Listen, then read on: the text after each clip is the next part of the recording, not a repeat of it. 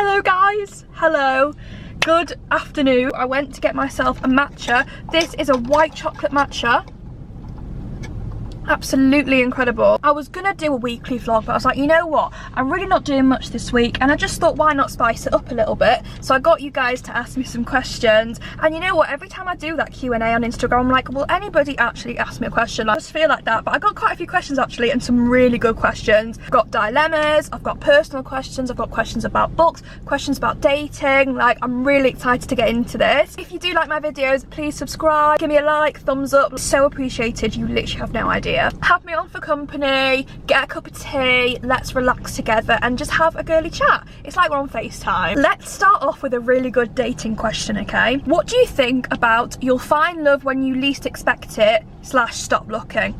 Sorry, but I think it's absolute. It's actually a joke. I have literally been a hopeless romantic since I can literally remember. Like, I remember High School Musical with Zac Efron, Vanessa Hudgens. I've just always been a hopeless romantic, hoping that I'd bump into somebody in M&S or on an aeroplane and stuff like that. And I always was made to feel guilty. It made me feel like I was needy and desperate because I just wanted a boyfriend. I just wanted love. When I was just about to meet Jacob, I was on the apps. I was open, but I wasn't looking out the window waiting for it, but I was ready and I wanted it, and I was always expecting it. So if you are expecting it and it makes you feel like you're being needy or desperate, then let yourself do it. Like, let yourself look, because you're not just gonna find somebody when your eyes are shut. I have always wanted a boyfriend, all right? Hold my hands up. I've always wanted love. I've always wanted cozy takeaway nights. A book question for you guys. What books would you recommend which are similar vibes to The Housemaid? Ooh, psychological thrillers are my jam. They are the things that I'm reading at the moment. Off the top of my head, Verity is really good. Never Lie, Freedom McFadden. Just read an amazing book called Behind Closed Doors. I actually think it's better than The Housemaid. I actually enjoyed it so much more. I'm now reading a book called Every Last Secret, which is a psychological thriller, and I think this might be my favourite book to date. Those are the books that are kind of similar. Off the top of my head, if I do remember some, I'm going to put it on the screen now because I feel like I've forgotten some. Guys, can I just say, I hope I'm not flashing, Crocs are the way forward. Absolutely. These Crocs are actually low-key ugly, but they're so comfy. Every single one of my toes has air, I can breathe, you know, like, I just think Crocs are the way forward. Tips on how to not feel pressured to look a certain way in summer. This is really hard because in summer you're showing more of your body, you're more vulnerable, and also there's just lots of room for comparison because everyone's dressed so nice. You know, you go to a park and everyone's got mini dresses and shorts and stuff like that, and it's like, I'm wearing this dress, right? The last time I wore it was last summer. It's a bit tight. It's a little bit tight, and if I'm being honest with you guys, I don't feel very comfortable in it. Like, I will take it off and I probably will never wear it again after this. I think the key is to wear clothes that actually fit you and what you actually feel comfortable in. You could wear a mini dress like everybody else, but if you don't feel nice, then it's a waste of time. Whereas if you wear clothes that you feel good in, you feel nice in, that you can zip up, that you have room to eat in, then you'll feel confident and you won't be comparing yourself as much. I feel like for me, when I'm comparing myself a lot, it's when I don't feel confident in myself and when I don't like look after how I look like on the outside. When I make an effort with what I look like on the outside, I actually just feel better on the inside. And people always say, oh, you should love yourself from the inside out, but I actually don't agree. Like, outside in sometimes just really helps. So I'd just say, go on a shopping spree if you can, like, just go to Primark or something like that and find clothes that actually fit you. Who cares what the size looks like? I understand, because when you look online, everyone's wearing like a crop top and shorts.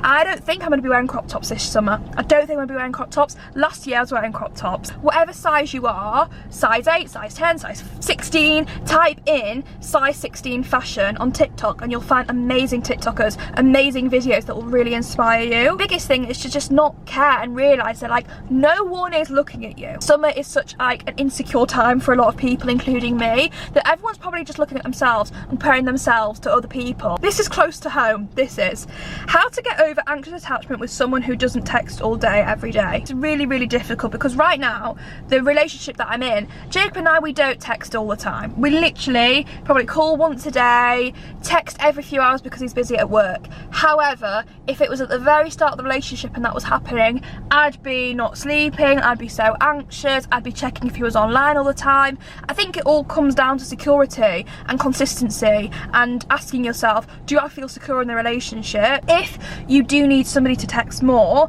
because you have an anxious attachment style, then you have to vote vocalise it and let them know, because relationships aren't one way. Like, you want to have your cup full, you know? For the right person, texting a bit more won't be a lot to them. What Jacob does that I absolutely love is, if he can't message for a few hours because he's working or with friends or whatever, he messages me saying, hi, you know, I'm busy for a few hours, have a good day, I'll speak to you later. If I got that when I was in the talking stages with these guys, I'd be absolutely fine. If you feel like that and he's not messaging for a few hours, I would really suggest asking him to let you know when he won't be able to text you. Say, you know, I've got a really busy meeting, or I'm driving, I'll speak to you later. Like, communication is key, and your feelings are so valid. My biggest thing would just let them know. Let them know and ask them, and if they don't want to do that, then they can get stuff, because, you know, that's just bare minimum. Tips to help a friend who keeps hanging out with an ex and won't go over them. Oh, what I've realised with experience is, if somebody doesn't want to listen, don't give them the opinion. Like, it is a waste of time. Like, I've had it before when a friend kept going back to a guy and I was like, what are you doing? Like, you deserve more. But then they'd keep going back to the ex and it kind of made you feel like you were getting ignored. But it's nothing to do with you. You kind of have to let them go through it and let them work it out on their own, because they will come to a conclusion, but it's not your place. Unless they literally sit you down and say, what do I do? Then you kind of have to say, you know, you deserve more, your person is out there, you know, give them a little pep talk. But if they keep going back to their ex, you're not their mum. You don't want to break up a friendship over a guy. Even though you think it's wrong, and even though you want her to get over the ex, you can't stop them. They won't want to hear it until they're ready to hear it. That's what I've realised. No, I've just got the funniest question ever. Why is my ex randomly started following my dog's Instagram? Honey, it's because he's obsessed with you. Why do you think? So you're telling me that your ex-boyfriend has gone on Instagram, tried to find your dog's name and followed your dog's Instagram? That screams obsession. That screams someone who is still in love with you, or it screams somebody who just wants to get in your head. I think just block. Like, he probably just wants to get your attention. He needs to grow some balls and message you if he actually wants to carry things on.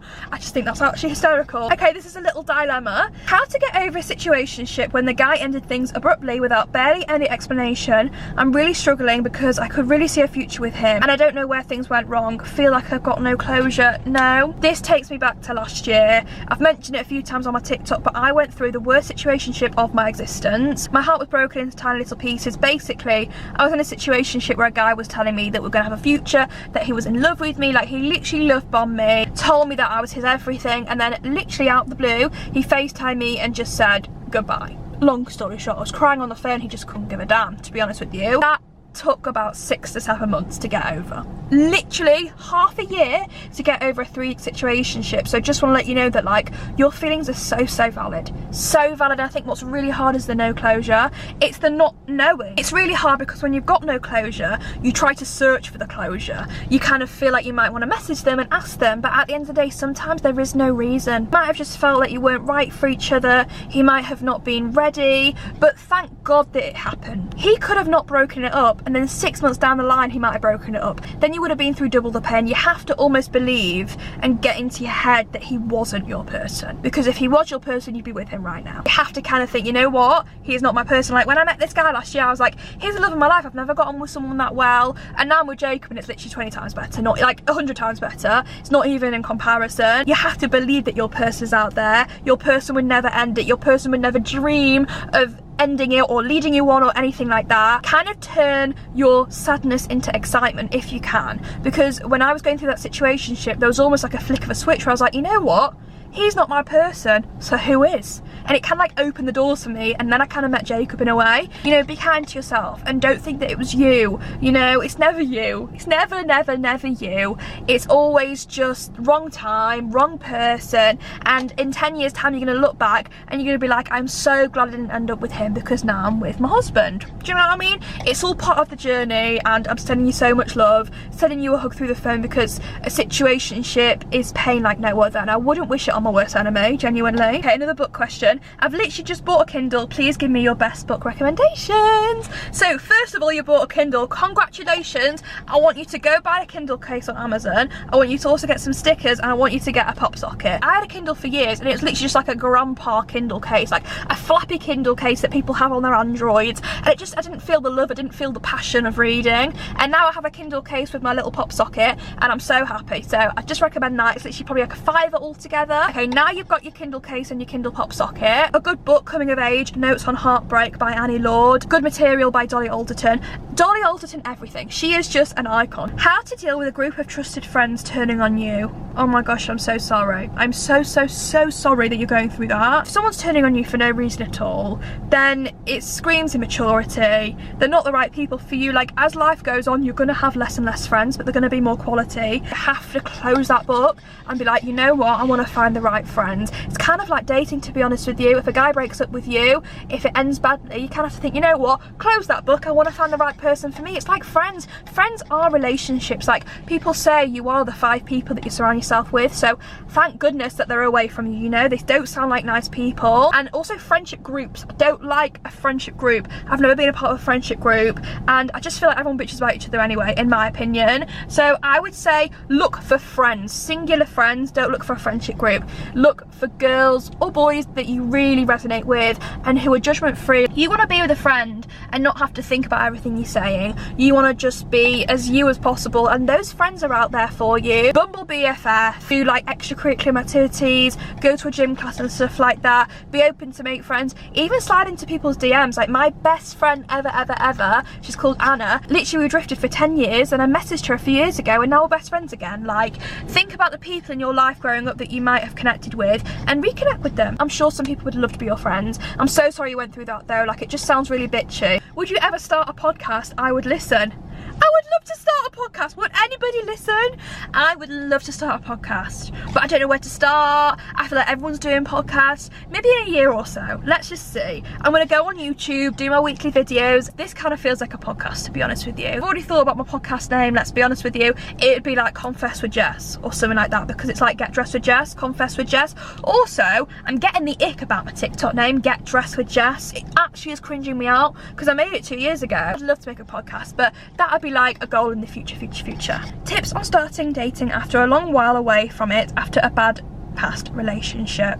My opinion and my experience is that after I got hurt, I was very picky with who I went on a date with. Like, when I was chatting to guys on dating apps, I made sure that I kind of knew of them and that we texted for a good few days, because that way you kind of find out that they're not going to hurt you and that they're a decent person. I would say take your time, quality over quantity, don't rush into things, and if you're really not ready, then don't do it, because one rejection text will send you into overdrive. Trust me. I ended up just going on dates with guys that I kind of knew of, that I matched with, and we had mutual friends. All it takes is one date to show you that, like, good guys are out there and that love is real and stuff like that. So just, like, keep hanging on, but quality over quantity, and really kind of do your research before meeting them. Maybe have a little FaceTime, maybe ask to FaceTime them. I've done that in the past because it just makes you feel more comfortable. What do you want to achieve with social media? This brings me passion, this brings me happiness, this brings happy feelings to the surface, because I went to drama school to try and be an actor. It has been a really hard industry for me because, you know, you're filled with so much rejection and stuff like that. I never felt like I was going down a career path, because even if you got a good job in acting, you're right back at the beginning, working as a teaching assistant the next day. Whereas with my TikTok, I kind of feel like I'm on a ladder, I'm on a journey, and it just like fills me with so much joy. So what do I want to achieve with social media? I want to just keep making people happy. I know it sounds so cringe and so cliche, but like, the messages that I get from you guys every day makes my life. Like, you guys have given me such a purpose. I think a main thing that I really want to focus on this year is my YouTube channel, because deep down this is the thing that I've always wanted to do, and I just feel like it just comes naturally. I feel like I just can't stop talking when I'm in front of the camera, which I never used to have. I'd love to one day do a little event like Friends with Jess, like Make Friends with Jess, because I know there's so many girls out there who are looking for a friendship group. I'd love to set up a little thing in Leeds where we do like pottery painting, maybe like 20 of us, and we sit and we pottery paint, and like everyone meets each other and like we make friends. Like, would that not be the cutest thing in the world? I think like community and like building a community of lovely girls would just be my absolute dream. That's all I'm going to answer for today. Hope you enjoyed this little video. It's felt like a little podcast actually. I'm going to go home now. Got a moustache and chin wax in a few hours. I'm going to take my makeup off after putting it on. I feel like I have PCOS, but I literally don't. Like, I've been tested for it and I don't have it. So I don't understand. I've literally got hairs on my chest. I'm literally a man. I'm going to do a weekly vlog next week, I think. But if you have any other questions, feel free to DM me. I can do another video like this. Hope you have a lovely day, whatever you're doing. Hope you have a lovely rest of your week, and I'll see you soon.